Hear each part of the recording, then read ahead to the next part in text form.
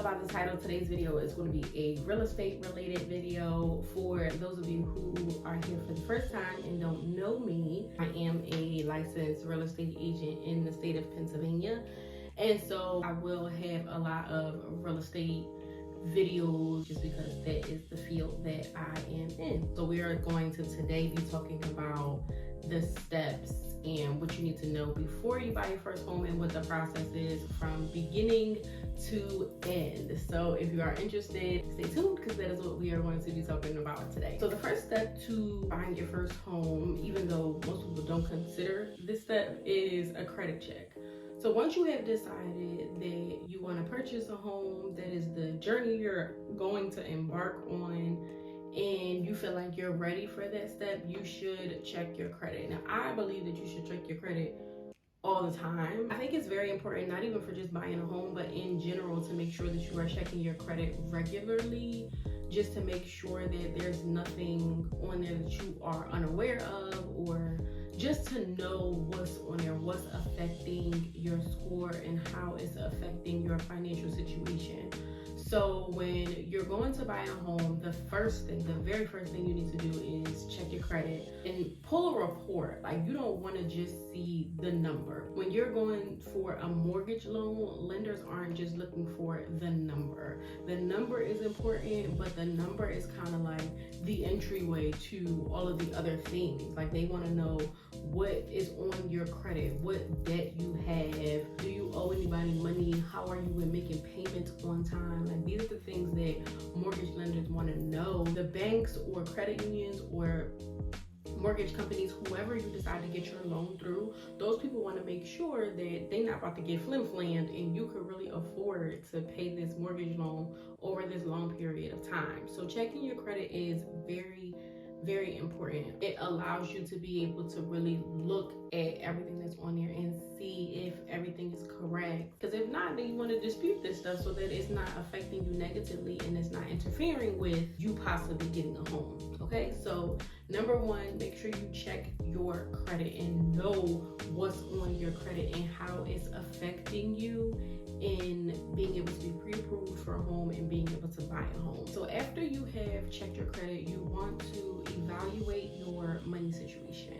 So you want to evaluate your money situation because once you decide that you are buying a house, you can't really spend any money, you can't really receive big lump sums of money. Not only want to make sure that you have the money in the bank that you'll need for your down payment and closing costs, you also want to really evaluate your bank statements, because let me tell you, it's just so many things that go into lenders making sure that you can afford the home you are about to buy. And so you really want to comb through, because they're going to comb through anyway. They're going to comb through your bank statements. They're going to want to see, what's what. And so it makes it a lot easier if you comb through your bank statements first before you go to the lender, to make sure that everything is on the up and up. And if there is anything that maybe somebody will look at it and they won't really know, you'll already know that you'll owe them an explanation for that. Evaluating your money situation is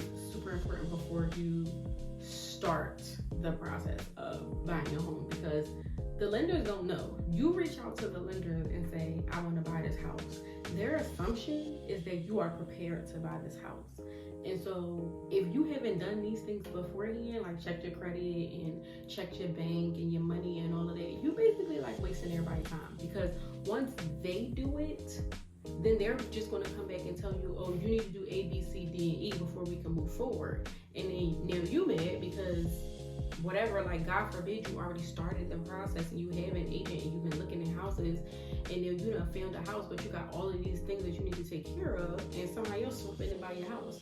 You know what I mean? So you want to make sure that you are prepared up front, because it just makes the process a lot smoother and a lot easier when you get to that point of, okay, now I'm ready.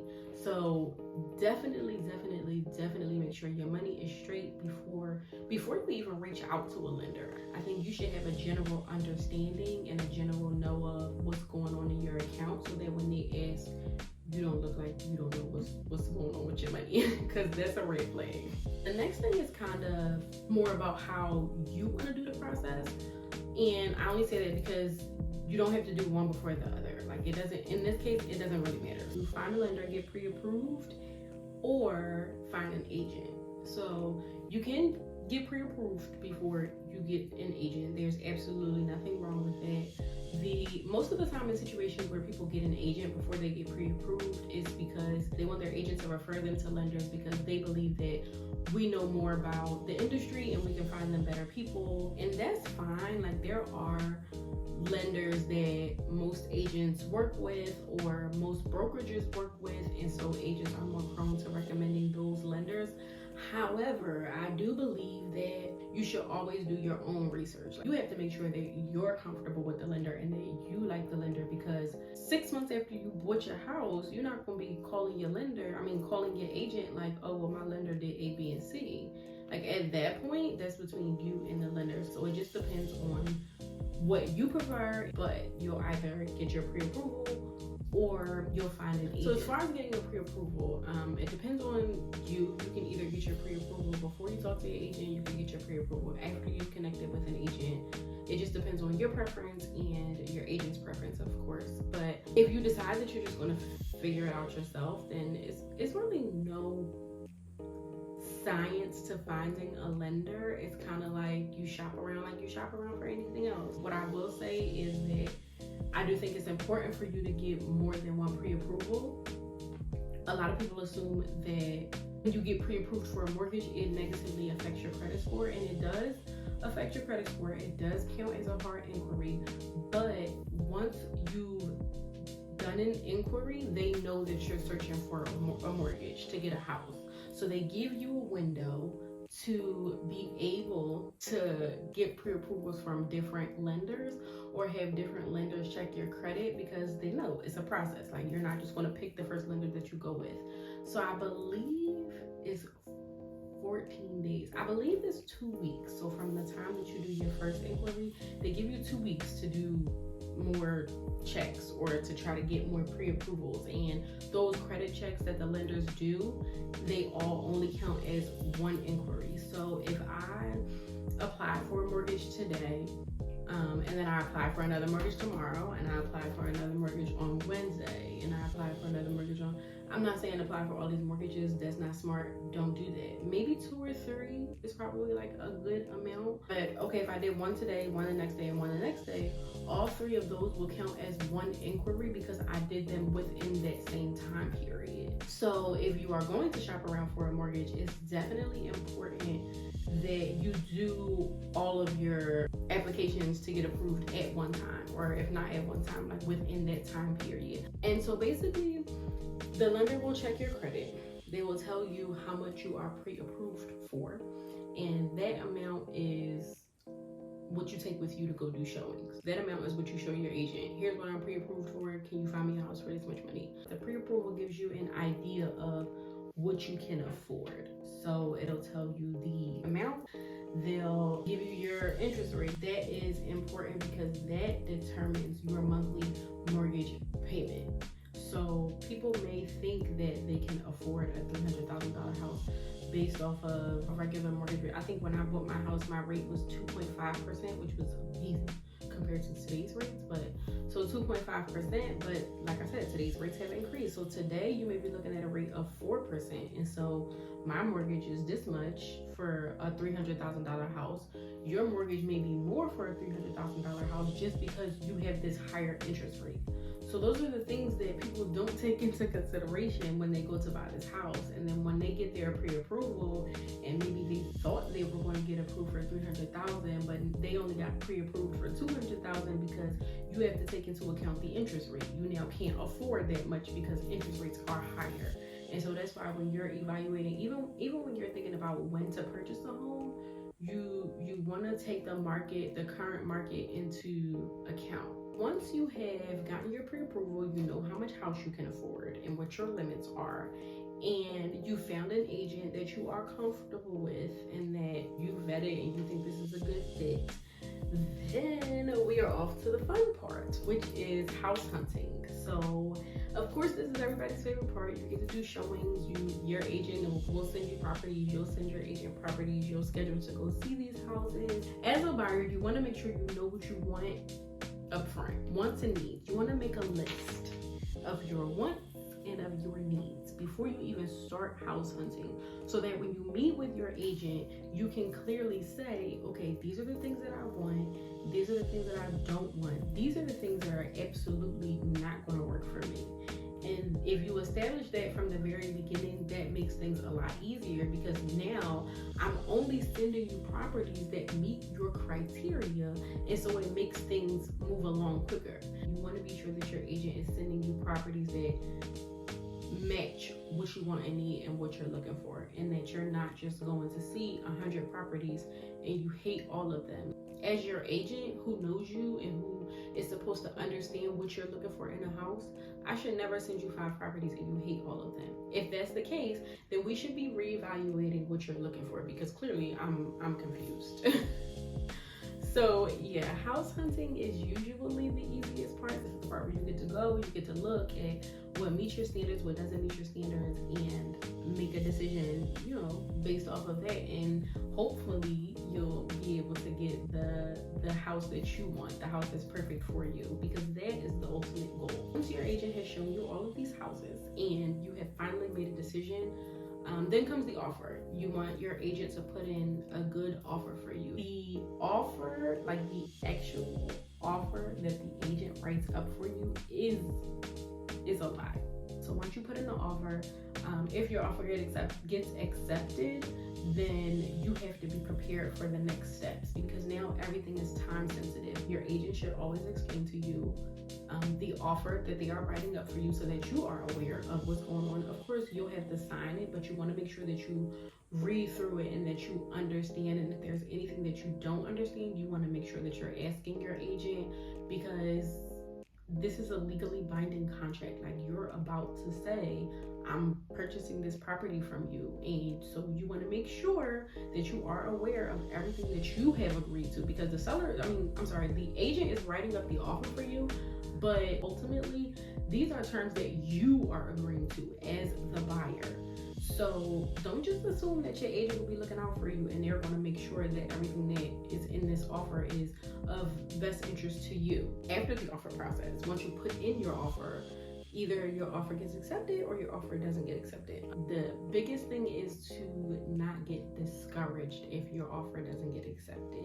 The one thing my mom told me throughout the whole process that I was buying my house is that your house is waiting for you. So if you put in an offer and it didn't get accepted, just look at it that way, as like, this wasn't the house for you. This wasn't the house that God had for you, because if it was, your offer would get accepted. That's what I learned throughout my home buying process.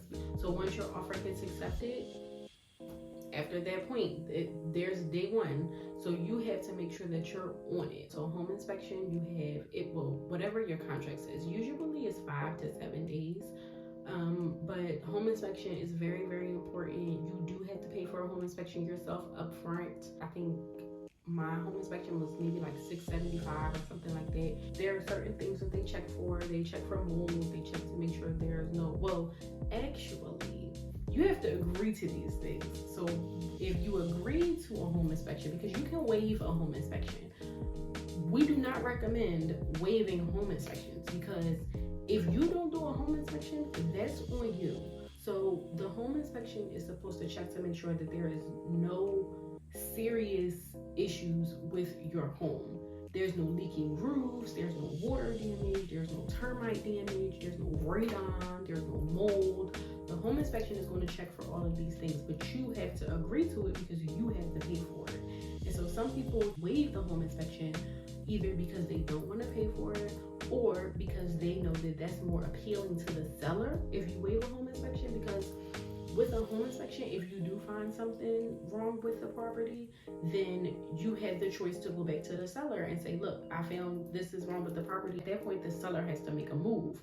And so a lot of sellers would much rather buyers waive home inspections, but that's not beneficial to the buyer. So we don't recommend waiving home inspections, because you want to know what's going on with your house before you walk into it. You're going to get a whole list of any issues, any problems, big or small, from the home inspector, and at that point you'll make the determination of what you're going to do. Once you go through everything, so the home inspection, the appraisal, the lender comes back and they do what's called underwriting. So this is the person who like fine-tooth combs through all of your money, all of your financial situations. They come back and ask questions.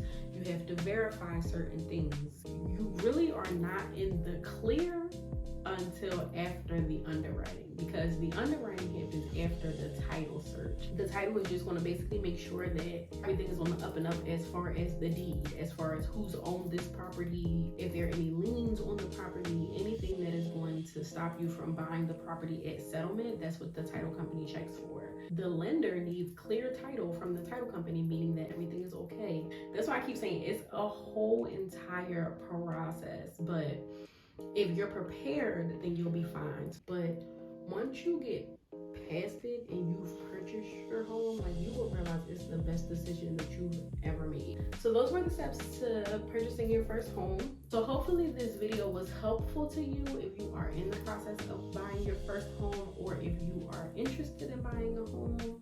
I of course thank you all for stopping by. If you liked this video, go ahead and give me a thumbs up.